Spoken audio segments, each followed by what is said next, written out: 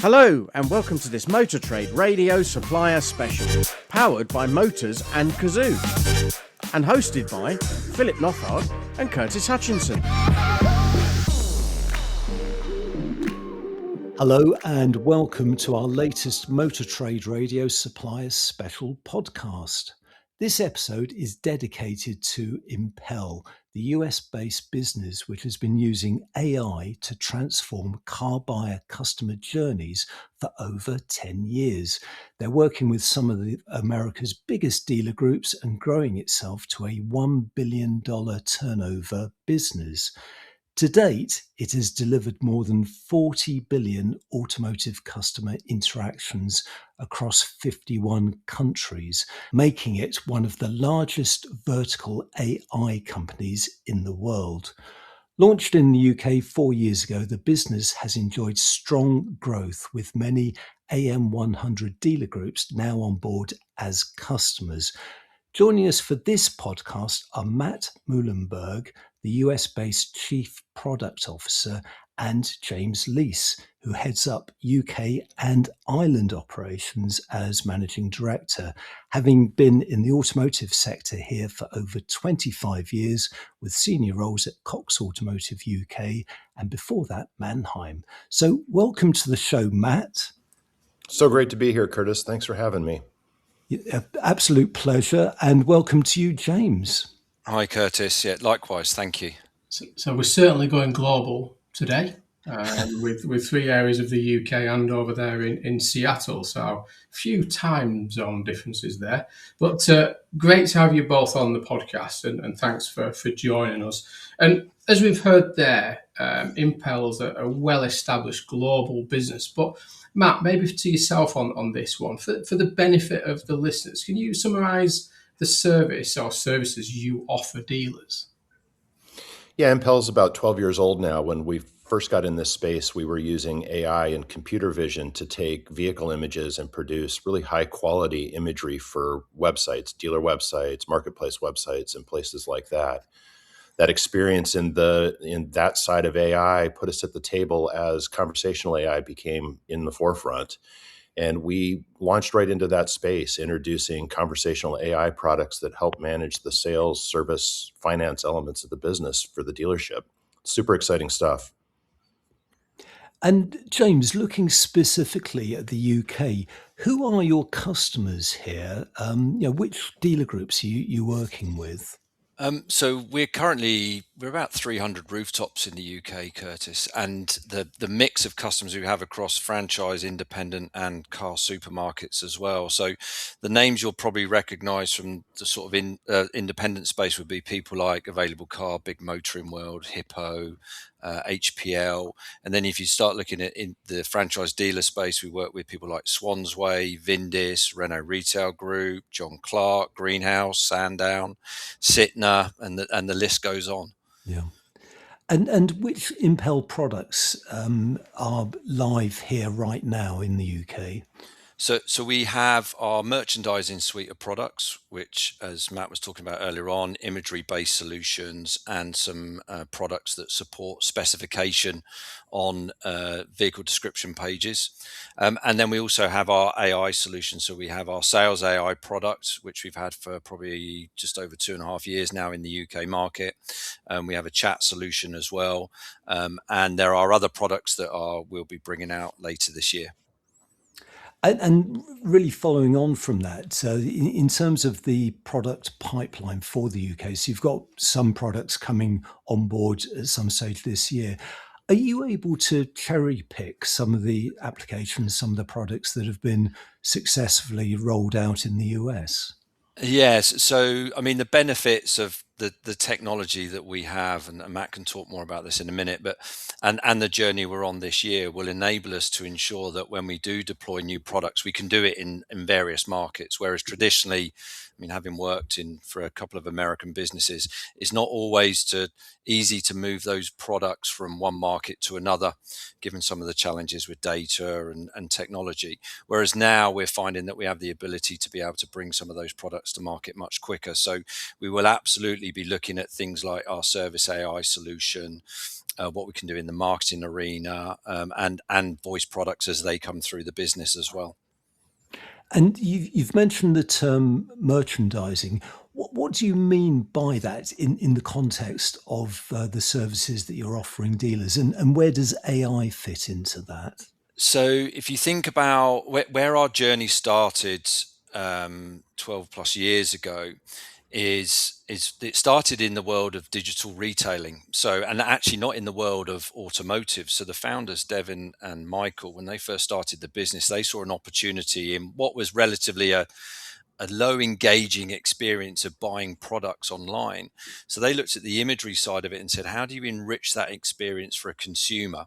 So they actually started in the world of apparel, so handbags, shoes, and they brought the first 360 product to market in that space. So they were, they were really bringing the opportunity when you were buying a handbag or a shoe to spin it, have a look at it, all of those great things. And then one day, car dealer looks at that and goes, wow, if you could do that with cars, that'd be brilliant. And so the journey started. And since that day, pretty much the business is exclusively automotive.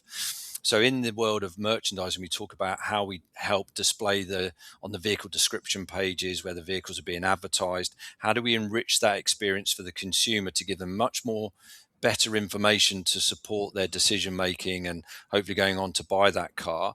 But that also extends into a product we've got called feature highlights, which is where another area we focus, and we're always focused on how do we solve problems. Matt talks about jobs to be done and how can our products help support those jobs.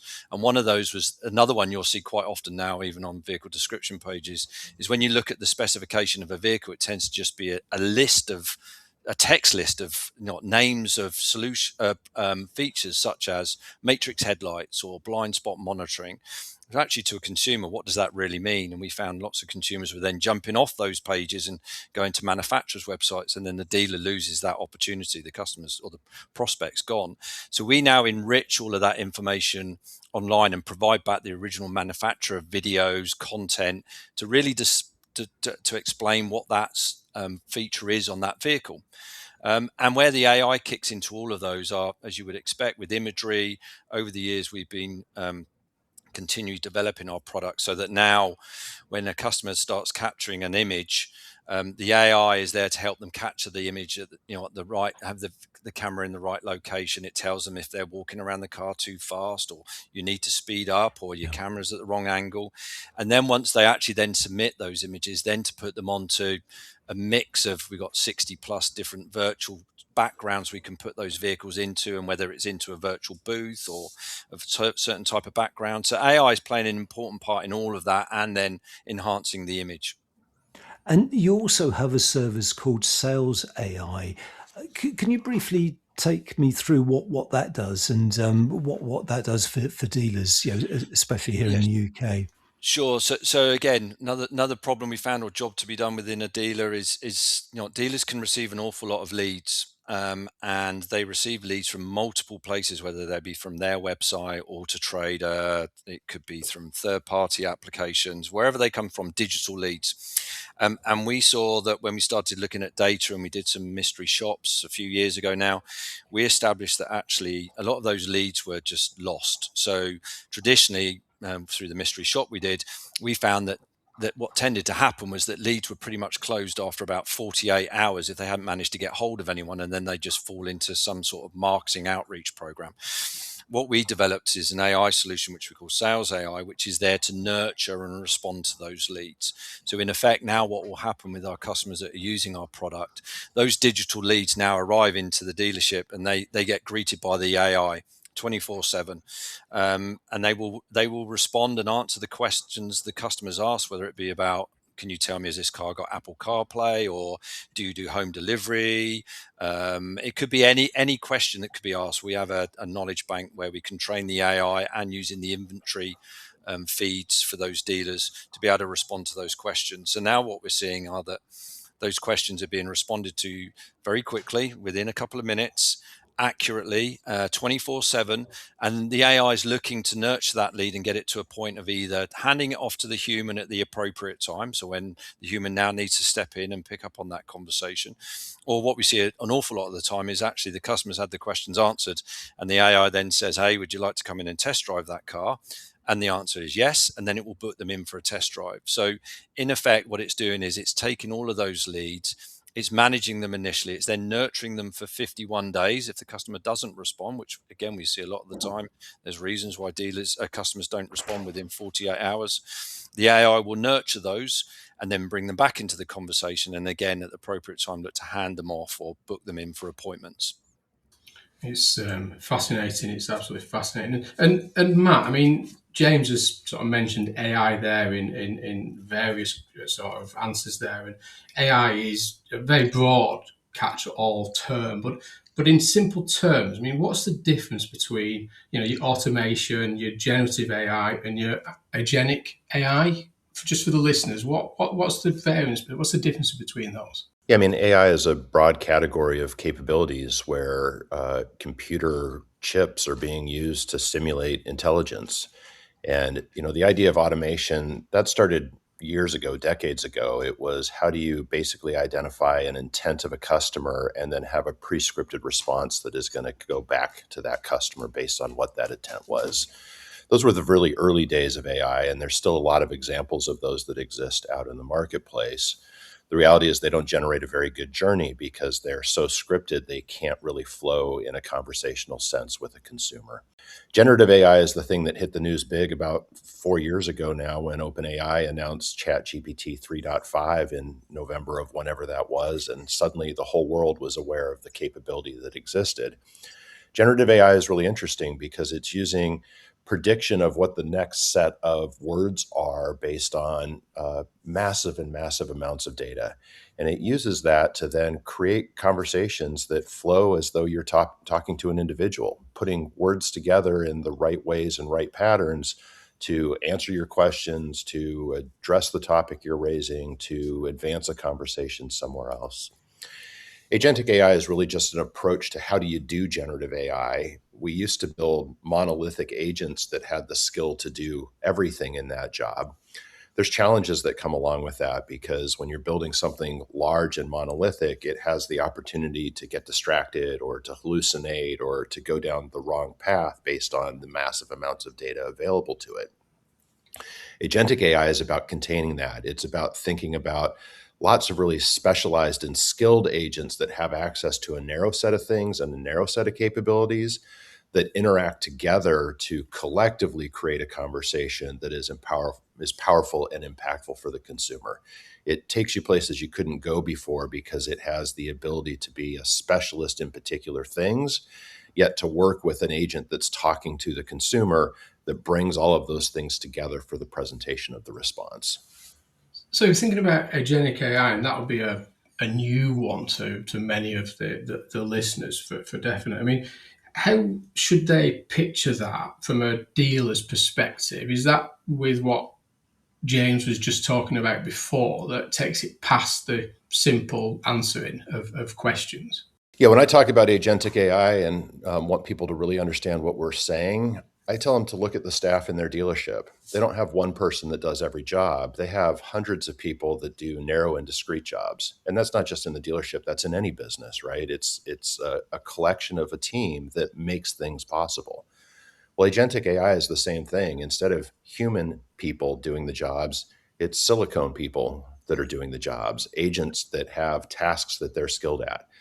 One might be particularly good at compiling information and writing it down and sending an email.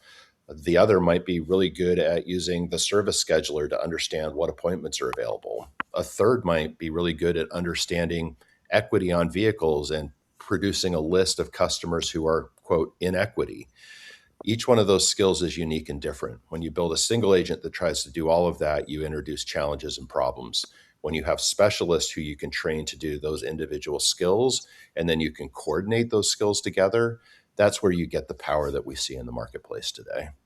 And I mean, what's the line between what could be classed as a helpful AI capability and something that's basically just what you'd probably describe as a chatbot with better marketing? I mean, when you think about chatbots, and that's still most of what dealers are using for chat on their website, there's a limited number of intents. When you engage with those bots, you typically get buttons to click on. Are you interested in inventory? Are you interested in scheduling? Those represent the categories that chatbot has some script behind, some journey that's been mapped out that you can take down that path. That's not really AI. That is just a data input producing a canned response back. And dealers have used those effectively, but most of the time they end up needing to have a human who's monitoring it. It creates a bad experience for the consumer. Not really great. When you think about what AI is doing, the consumer's typing a question in real time, whatever's on their mind. And the chat engine, the AI agent that powers that chat, it has access to data stores where the answer to those questions likely lives. And it is so fast at exploring all of the data available to it that it can take the written word that's been presented and it can parse that down into, here's the question I'm trying to answer. Where do I get the information to answer it? And now let me assemble that information and put it back to the consumer.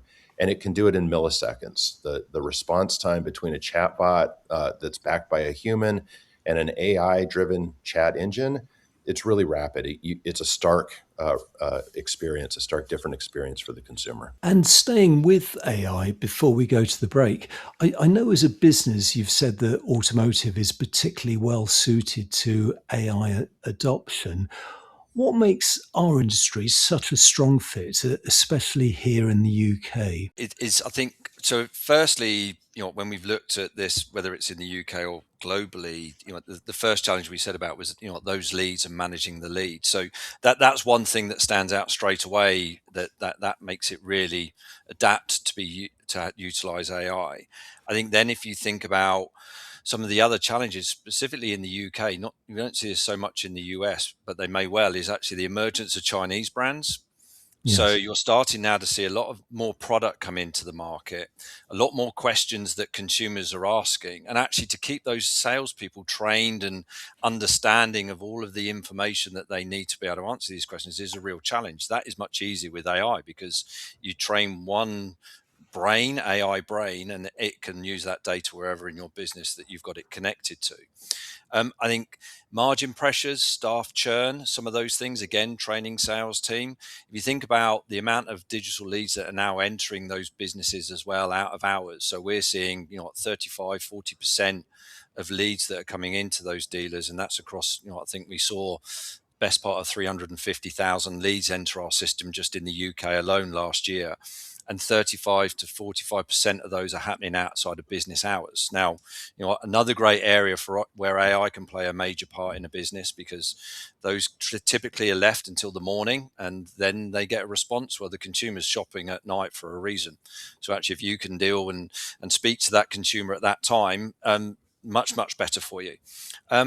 So I think a lot of those reasons, and when you start getting into the staff churn and margin pressures, we're not saying AI here is to replace people. In fact, if you get the mix of AI and humans right, it can be hugely powerful. So, and where we're seeing really traction for our customers in the UK, and this is global as well, is if you get that balance right and the AI is doing all the work that humans typically aren't great at or don't enjoy doing, and then handing off the consumer, the customer to the human at the right time, that becomes hugely powerful. And it also means that then that frees up time for those humans to be doing those tasks that are actually going to drive value to the business. Yeah, I mean, this is fascinating insight in how AI can work with existing staff and how it's doing some of the sort of heavy lifting that is essential for the sales process. But we'll be back with more about how Impel is working with dealers from Matt and James after the break.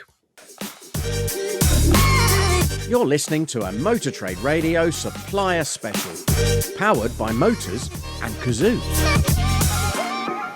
Well, welcome back. I mean, this is going to be questions to both of you, Matt and James. But start off with, let's take a close look at the role of Impel and can play in lead generation and lead management. And we're touching on what you've both been saying throughout this.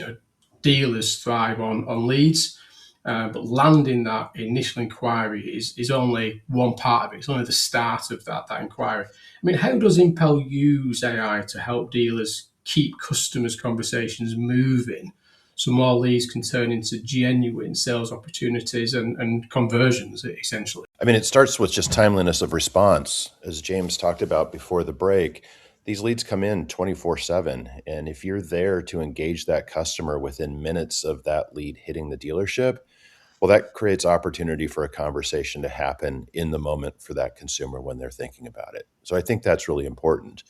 I want to go one step above that, though. Also, when I think about chat on the dealer website, it's an opportunity for the dealer to take anonymous customers and turn them into leads for the dealership as well. And dealers that take these chat tools that are driven by an agentic agent and integrate them into the calls to action on their website, they see a tremendous lift in the amount of conversion from website visitor into hand raiser that wants to talk to the dealership. So it's not even necessarily about the leads that have already come.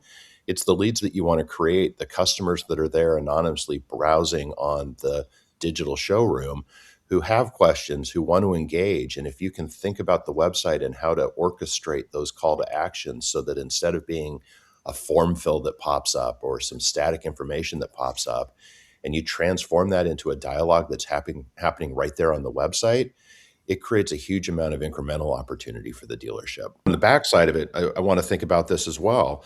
You should think about the customers that are already in your database. So those are post lead; those are customers who have already bought from you.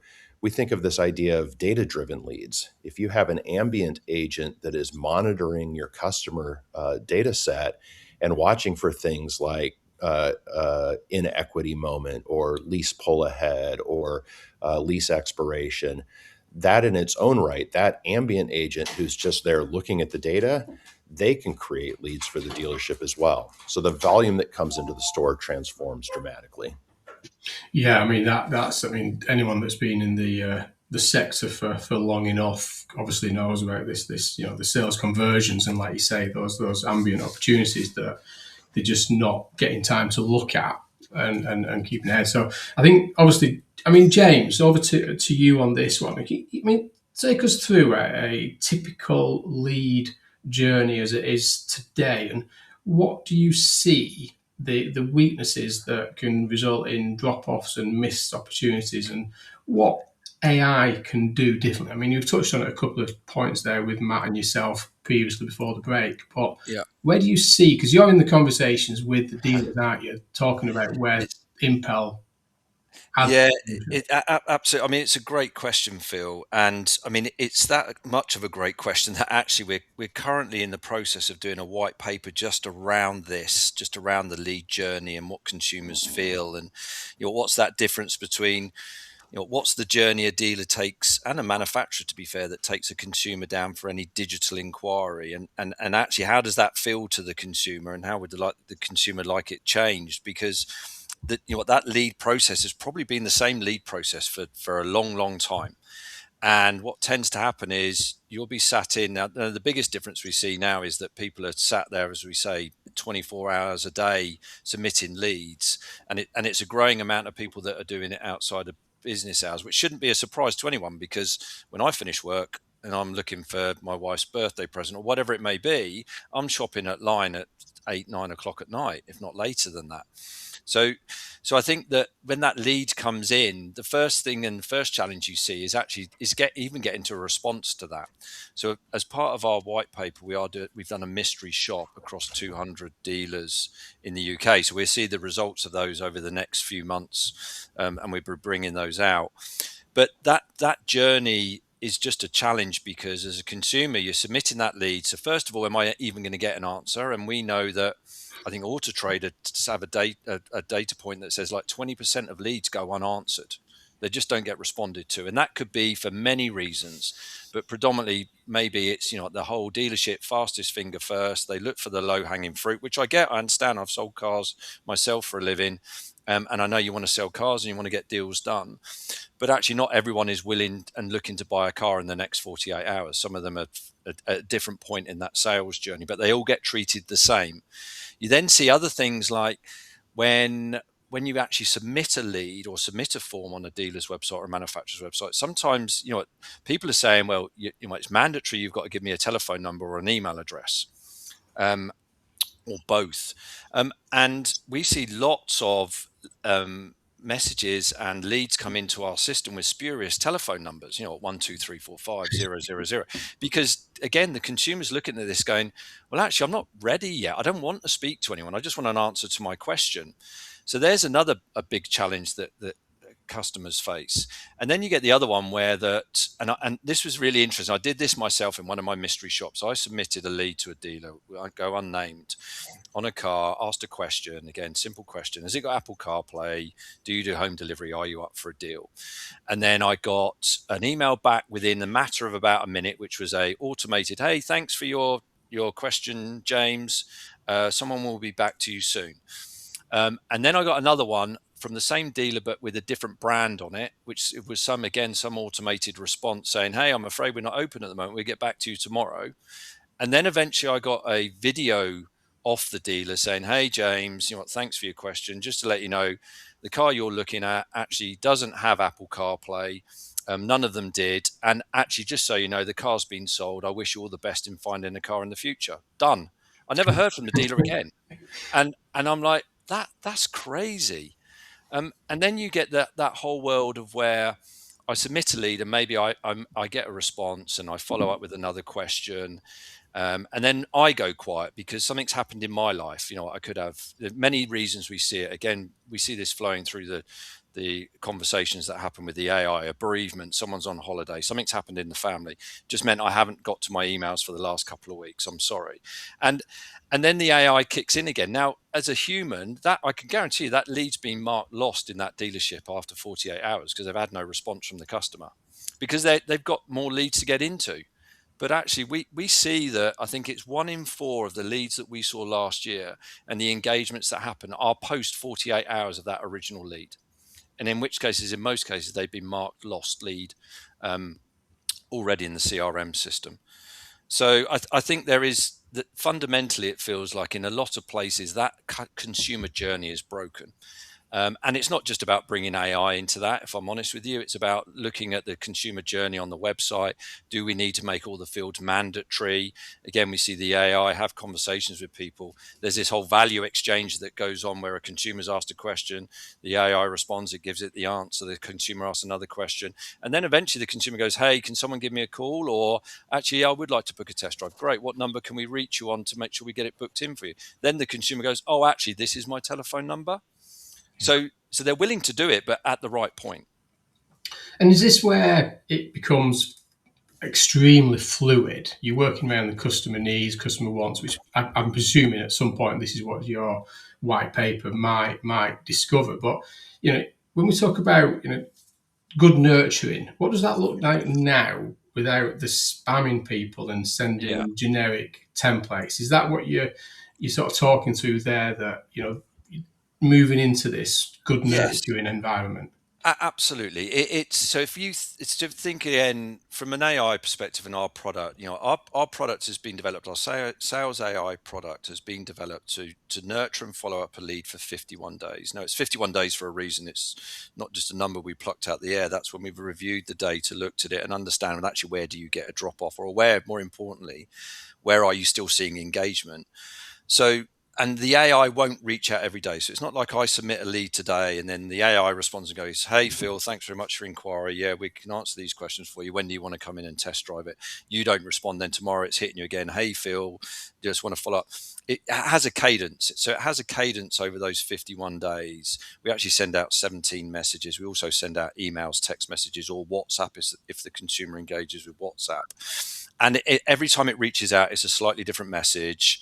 It's very friendly in its approach. So it's not spam at all. They're not seen as spam. In fact, if you looked at most of the conversations you see happening with the AI, and you can see this in the consumer's response, they don't know they're not speaking to a human. So it's very, very, it's very approachable in the way that outreaches to the customers. So we don't want to spam. That's not what this is about. It's not about hitting them with multiple messages. It's about just friendly reach out, and then you'll find that when the consumer's ready, they'll reach back in, and then the conversation will happen. And if the consumer responds, the AI will respond. It's not like it stays for a day before it responds. It will have a conversation in real time. And Matt, I mean, you see this similar in the US around lead handling and inquiry handling and process management? Yeah, the processes in the store are very similar. The consumer behavior is very much the same. There's a fundamental uncertainty about what the experience is going to be with a dealer. There's, a percentage of dealers out there that are so aggressive and so pushy that in general, consumers are leery of what it means to buy a car. This is really the first time in my career, and I'm reflecting on it. It's been 29 years now, where we really have the opportunity to transform what the consumer experience is like. I've worked on it for decades. We've made progress against that. But with the introduction of AI, dealers and the industry have an opportunity to have a truly professional experience that's delivered by a set of agents that are trained to create the experience that is best for the consumer and best for the industry. Now, that doesn't mean there won't be bad actors out there, people that remain aggressive, but I think in general, the process of buying a car is going to transform from being something we dread to something that's smooth, that's efficient, that's filled with information, that's really oriented around the customer. And Matt, staying with you, some dealers might see AI as primarily suited for out of hours cover, which is something you've both highlighted as a benefit. In that scenario, what are they missing, and what's a better way for them to think about AI? I mean, fundamentally, I think they're missing experience with AI, because when you spend enough time with it and understanding what it's doing, you quickly realize that it's able to deliver a better customer experience than the humans that are in the dealership. So even though you may have staff that are in the store that could pick up a lead when it comes in, they have other jobs. They have higher value things that they're working on. They have their own prospecting and their own reach out to their previous book of customers and things that drive the business forward. When you relegate those people to have to respond to every lead that's coming in by email over the course of the day, you're losing the opportunity to take the power of AI, which is so skilled at handling those types of conversations, and letting it do it all day long. And the AI, it's focused on how do I nurture this opportunity to a point where the skill, the ability, the on-the-ground knowledge of the people that are in the store becomes critical to the next step in the process. That's where the dealers need to focus. How do I put somebody in front of my human on the loop interfaces so that when those moments come for that high value of the humans that I hire in my store to do their job well, those are the things they should be picking up. So I fundamentally think it comes down to experience. There's this doubt that AI can do it, a belief that the people are better at it. And in reality, the AI has gotten so good that in most situations, the agents are going to do a better job than the humans in these initial steps of driving the process forward. And something that you've both touched on already, but if we can go into specifically, many people in our industry worry about AI replacing that human element.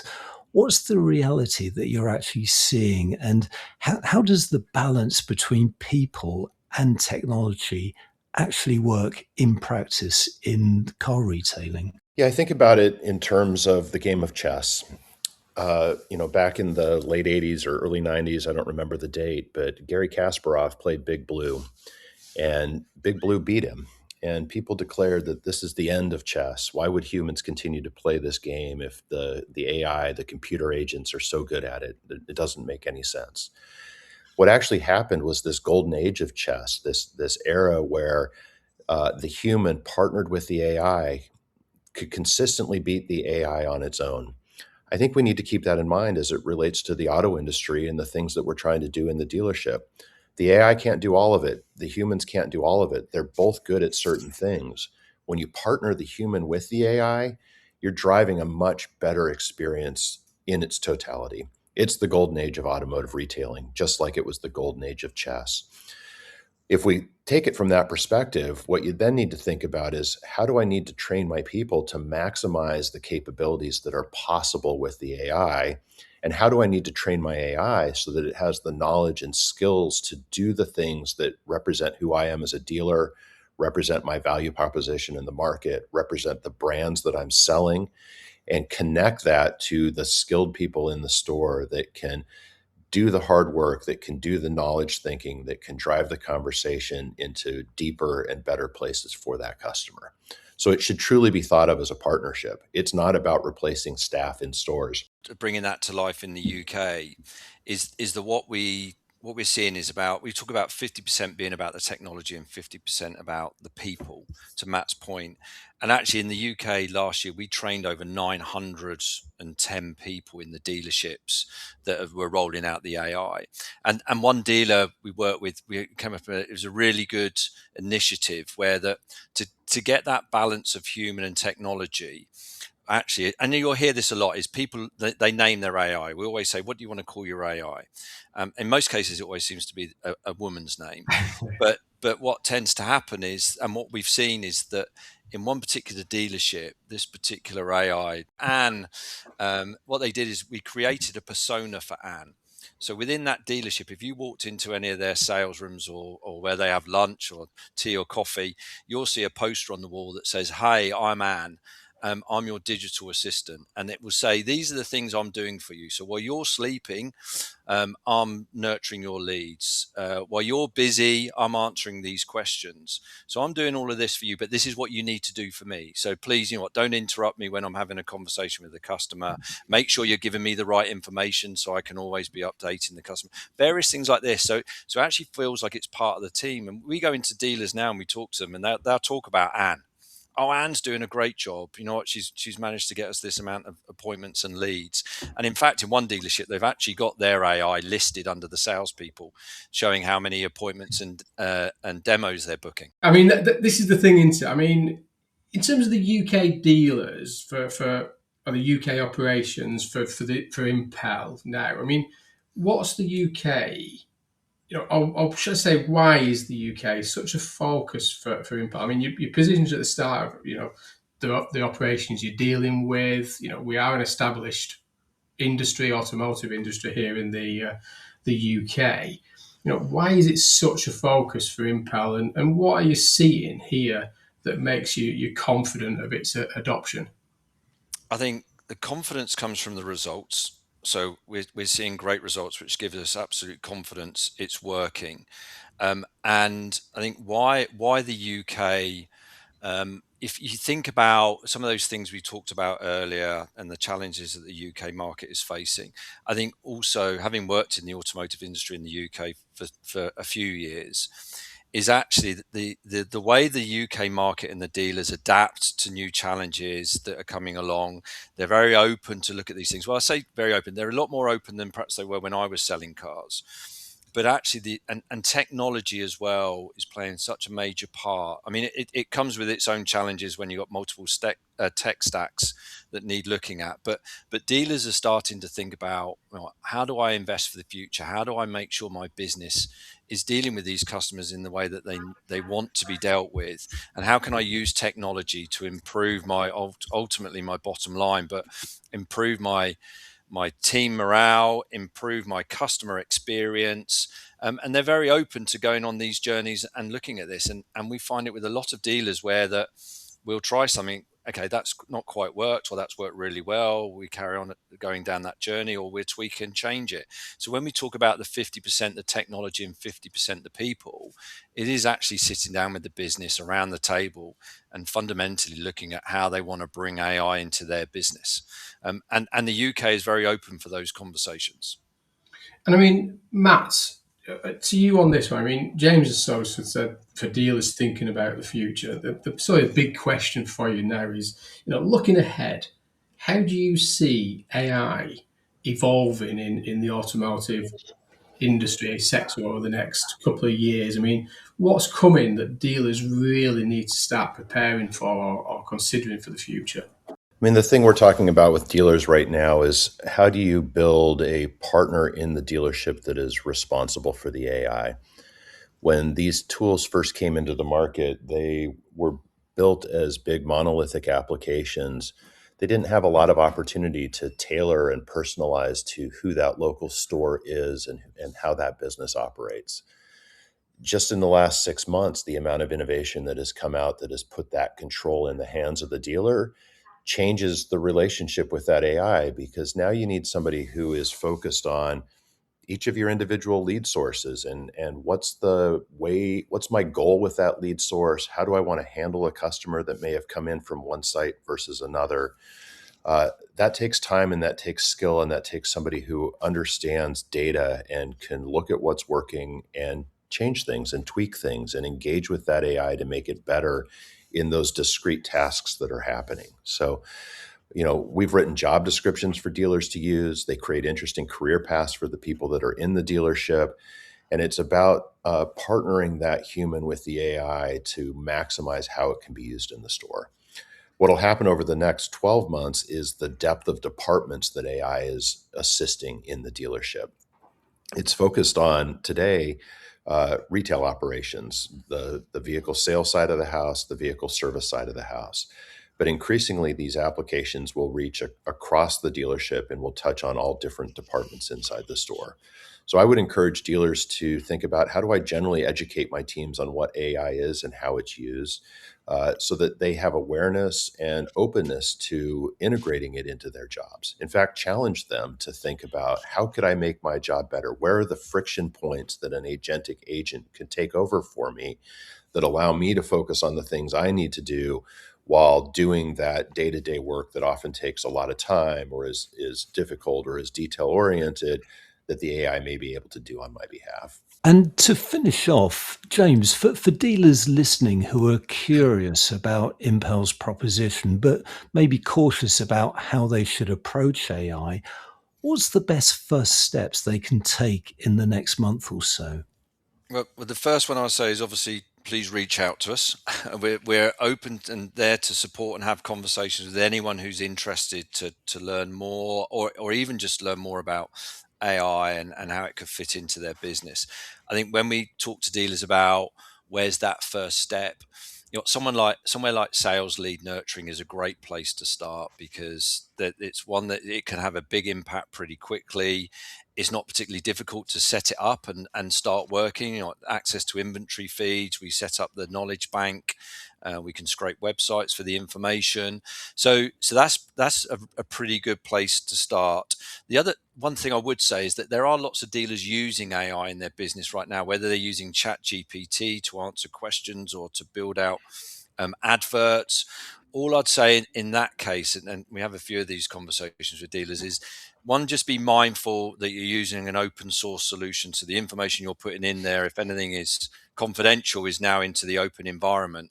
So if that is something that you are using right now and want to continue using, just look at setting up a business type account with those suppliers. So at least your data is going to be protected and secure. That's a sound bit of advice there. And for Motor Trade Radio listeners keen to hear more about Impel services, you will actually be exhibiting at Car Dealer Live in March, so they can meet you and the team there. But in the meantime, if they want to hear more about Impel's proposition, what's the best way for them to get in touch with you? Well, if you go to our website, which is Impel, that's IMPEL.ai, there's a book a demo button on that very first page. So you can just click on that, fill out a couple of details. That information will come through to us, and then we can pick up a conversation from there. Or if anyone is traveling over to the US to NADA in early February, then we do have a stand. Please come out and join us, and we'd be more than happy to spend some time talking about AI with you. I was going to say there'll be a lot of UK dealers that will be heading over to NADA in February. Can't believe we're talking about that already, James. Scary. But I think it's key, and if not, then those that don't get the chance to get over to NADA to see you over there, then as Curtis said, you'll be at the Car Dealer Live, I think mid-March, I think it is. Correct. It is, But in the meantime, if they want to hear from you, they can easily. I mean, to me, fascinating. I mean, it's been a pleasure having you both on, Matt and James. And I think with this kind of subject, we could spend hours discussing in a lot more detail. But it's been an absolute pleasure having you both on, and it would be great to have you on again as the market develops and Impel develops in the marketplace, and we sort of see where, what's been happening with AI, and see where your prediction goes on that one, Matt, for the next 12, 24 months. Philip and Curtis, thank you so much. This has been a joy. Yes, thank you for your time. Well, thank you both for joining us on the Motor Trade Radio podcast, and many thanks to listening to this Supplier Special with Impel. Thank you for listening to this Motor Trade Radio Supplier Special, powered by Motors and Cazoo.